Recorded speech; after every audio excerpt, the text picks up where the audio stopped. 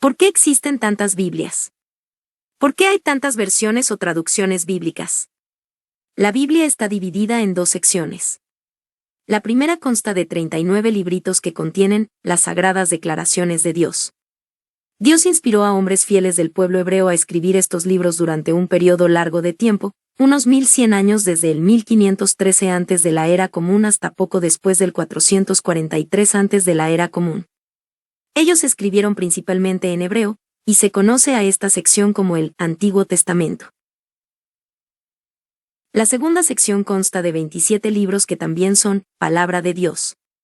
Dios inspiró a algunos discípulos fieles de Jesucristo para que escribieran estos libros durante un periodo de tiempo mucho más corto, unos 60 años desde alrededor del 41 Era Común hasta el 98 Era Común. Ellos escribieron principalmente en griego, y se conoce a esta sección como el Nuevo Testamento. Estos 66 libritos inspirados forman la Biblia completa, el mensaje de Dios para la humanidad.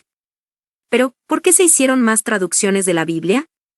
Veamos 3 de las razones principales. Para que la gente pudiera leer la Biblia en su lengua materna. Para eliminar los errores de los copistas y recuperar el texto original. Para actualizar el lenguaje. Analicemos cómo se tuvieron en cuenta estos factores en 2 de las primeras traducciones. La primera traducción de la Biblia, la Septuaginta. Unos 300 años antes de Jesús, algunos eruditos judíos comenzaron a traducir las escrituras hebreas a otro idioma, el griego. Esta traducción llegó a conocerse como la Septuaginta griega. ¿Por qué lo hicieron? Para ayudar a los muchos judíos que en esa época hablaban griego en vez de hebreo a permanecer cerca de los santos escritos de Dios. La Septuaginta también ayudó a millones de personas que no eran judías y hablaban griego a conocer las enseñanzas de la Biblia. ¿En qué sentido? El profesor Wilbert Howard escribió, desde mediados del siglo I, se convirtió en la Biblia de la Iglesia cristiana, y sus misioneros fueron de sinagoga en sinagoga, probando con las escrituras que Jesús era el Mesías. Según el erudito bíblico Frederick Bruce, esa fue una de las razones por las que los judíos perdieron el interés en la Septuaginta. A medida que los discípulos de Jesús recibían los libros de las escrituras griegas cristianas, los fueron añadiendo a la traducción Septuaginta de las escrituras hebreas, y así se obtuvo la Biblia completa que tenemos hoy. Otra traducción influyente, la Vulgata latina. Unos 300 años después de que se completara la Biblia, el erudito religioso Jerónimo completó una traducción en latín que con el tiempo se llamó la Vulgata latina. ¿Por qué se necesitaba otra traducción en latín si ya existían varias?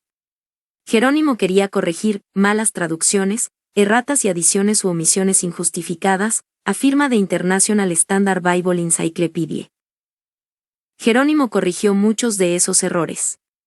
Sin embargo, tiempo después, la Iglesia tomó la peor de las decisiones, determinó que la Vulgata latina fuera la única traducción autorizada de la Biblia, y lo fue durante siglos.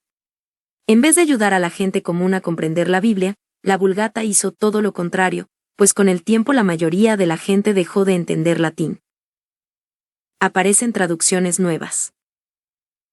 Mientras tanto, aparecieron otras traducciones de la Biblia, como la famosa Pechita siríaca, alrededor del siglo V de nuestra era.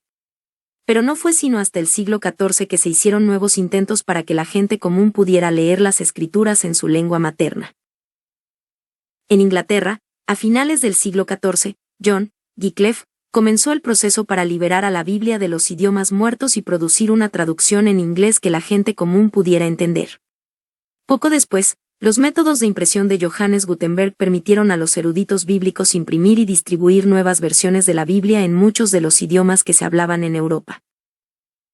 Cuando empezó a haber muchas traducciones en inglés, los críticos cuestionaron la necesidad de que existiera más de una versión en un mismo idioma.